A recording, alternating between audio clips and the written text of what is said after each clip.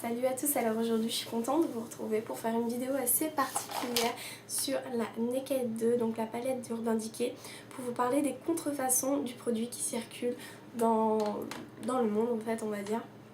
Donc du coup, pour celles qui ne connaissent pas la palette Naked 2, c'est une palette de nude vraiment magnifique, des teintes plus ou moins différentes, donc des mats, des irisés et une pailletée.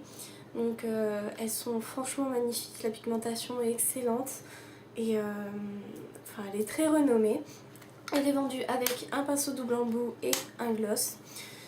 Donc je vais vous parler tout de suite de mon expérience. Donc à Noël j'ai décidé de m'acheter ma palette Naked 2. Comme je ne pouvais pas me la faire livrer par Sephora chez moi, j'ai décidé de regarder sur eBay s'il y avait des affaires intéressantes.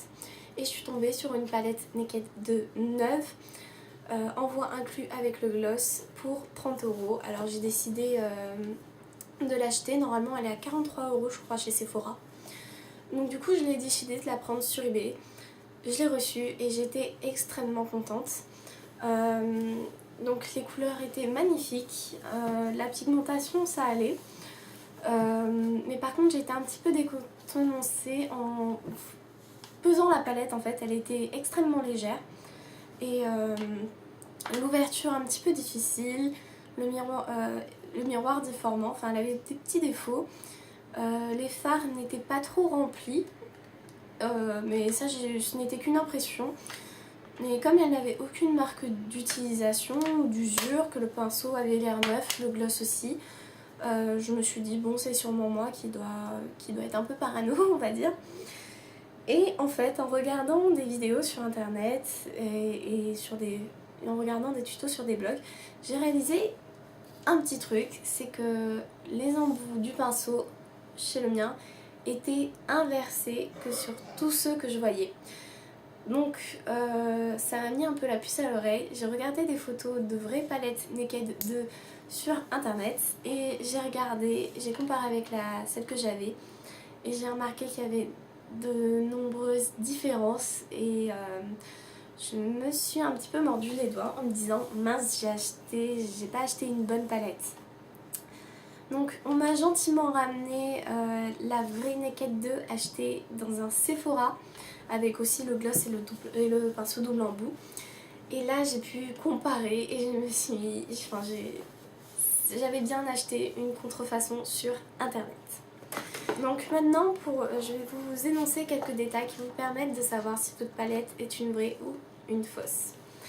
Donc tout d'abord on a la boîte.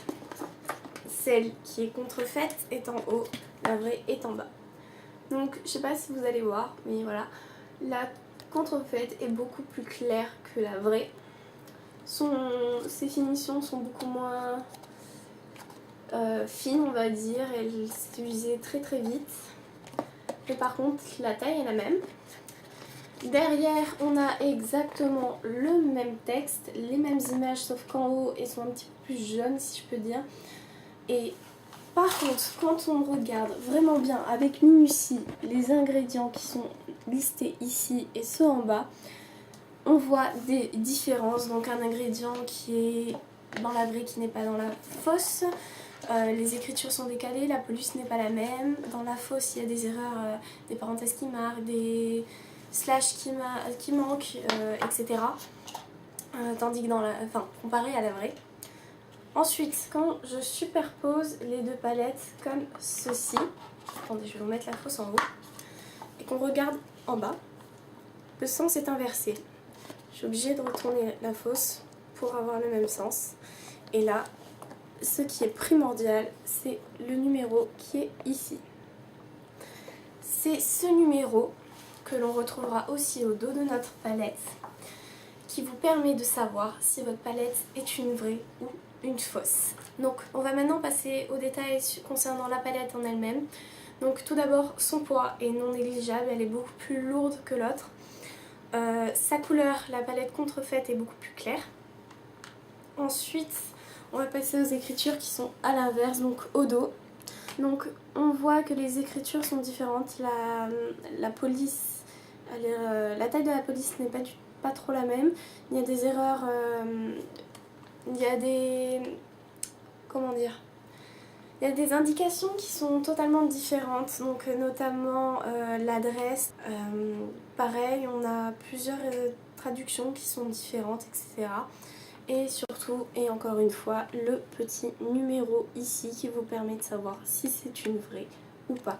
Ce numéro est vraiment d'importance majeure puisque c'est le numéro, je crois, de commercialisation ou le numéro de lot qui est... Donc du coup, c'est surtout cet indice-là qui vous permet de savoir si vous avez fait acheter une contrefaite ou pas. Quand on ouvre la palette, donc les couleurs sont beaucoup plus vives sur la vraie que sur la fausse. De même, le miroir n'est pas déformant sur celle que j'avais achetée. Il faisait vraiment quelque chose de très large et il n'était pas régulier. Les finitions ici du packaging, là, c'est lisse. Sur la contrefaite, c'est estrié comme vous pouvez le voir. Et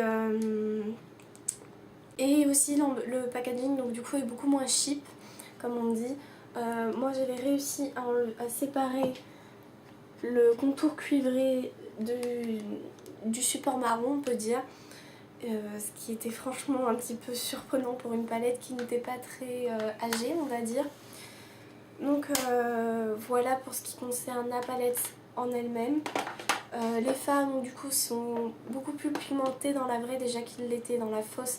Là j'ai été encore plus surprise. Les couleurs sont beaucoup plus intenses, ont plus de reflets et m'ont l'air plus facile à travailler. Sinon c'est tout ce que je dois dire et j'en finis avec la palette. Pour parler maintenant du pinceau, donc le vrai est beaucoup plus clair que le faux. Donc je n'ai malheureusement pas le faux, je ne peux pas vous montrer. Mais surtout ce qui vous permet de savoir si le pinceau est vrai ou faux, c'est l'embout fluffy comme je dis est à gauche dans le vrai et le plat est à droite. Dans le faux c'était inversé, le fluffy était à droite, le plat à gauche. Et la qualité est totalement différente. Donc rien que sur le packaging, moi, au bout de 2 semaines, l'écriture qui est ici commençait à s'enlever. Donc celle-ci je garantis pas, n'empêche que l'écriture va rester, il n'a pas la même usure. Par contre la qualité même des pinceaux, donc celui-ci est beaucoup plus doux, alors beaucoup plus efficace on va dire, parce que celui que j'avais en fait, le pinceau plat me servait, mais le pinceau fluffy ne servait franchement à rien, il n'estompait pas, il prenait pas la matière. Et c'était une vraie arnaque. La forme, celui-ci comme on voit est bien formé, il n'y a pas un poil, puis il est légèrement arrondi au-dessus. Celui que j'avais faisait un gros éventail comme celui-ci et il ne servait à rien, donc comme je vous l'ai dit. Et le pinceau plat ici est vraiment bien formé, comme on voit il n'y a aucun poil qui dépasse. Je l'ai lavé une fois, je n'ai perdu aucun poil. L'autre pinceau, quand je l'ai lavé, j'en ai perdu 2 à chaque, hein. Bon, même si c'est pas beaucoup, j'en ai quand même perdu, mais à force de laver, on peut en perdre beaucoup, jusqu'à se retrouver avec plus rien. Autre petit détail vraiment insignifiant, mais quand même, le petit plastique dans lequel était le pinceau, dans le vrai il est à double embout, enfin les embouts sont ouverts du moins, donc des deux côtés, tandis que dans la fausse, un était fermé. Donc on va ensuite passer avec les glosses. Donc le vrai est ici, le faux est de ce côté. Donc on voit tout de suite la différence de taille entre le vrai et le faux, et aussi le packaging. Donc le vrai est beaucoup plus petit et le packaging est plus sombre, les écritures sont beaucoup plus définies, tandis que dans le faux il est beaucoup plus gros et grossier justement. Les écritures sont presque illisibles. Au dos, dans le vrai on a un plastique derrière, dans le faux on l'a pas, et je vous dis je ne l'ai pas enlevé. Il n'y en avait pas du tout. Et surtout, encore une fois, le petit numéro ici qui nous indique que celui-ci est un vrai. Après aussi vous avez donc pu remarquer la couleur, la différence de teinte. Le vrai est beaucoup plus clair et le faux beaucoup plus rose-rouge. Au niveau de leur qualité de la tenue, là par contre c'est vraiment... La différence est majeure. Le vrai colle un petit peu moins, sa tenue est beaucoup plus importante, tandis que le faux est plus liquide, colle plus et tient beaucoup moins. Donc voilà, j'en ai terminé avec cette sorte de petite revue. J'espère qu'elle vous aura plu, que vous aurez apprécié cette vidéo et surtout qu'elle vous sera utile dans vos futurs achats si vous souhaitez acquérir la palette Naked 2. Donc surtout faites attention quand vous commandez sur internet, surtout sur eBay, Le Bon Coin, Amazon, ou enfin tout ce genre de trucs là, faites surtout très attention à ne pas vous faire avoir pour 13 € de plus, 13 ou 15 €, excusez-moi. Je vous conseille d'aller dans un Sephora. Si vous ne pouvez pas vous faire livrer par Sephora, essayez quand quelqu'un part en voyage qu'elle vous le ramène. Mais franchement ça vaut le coup d'acheter la vraie plutôt que d'acheter sur internet par précipitation. Donc voilà, je vous fais de gros bisous et puis je vous dis à bientôt. Bye!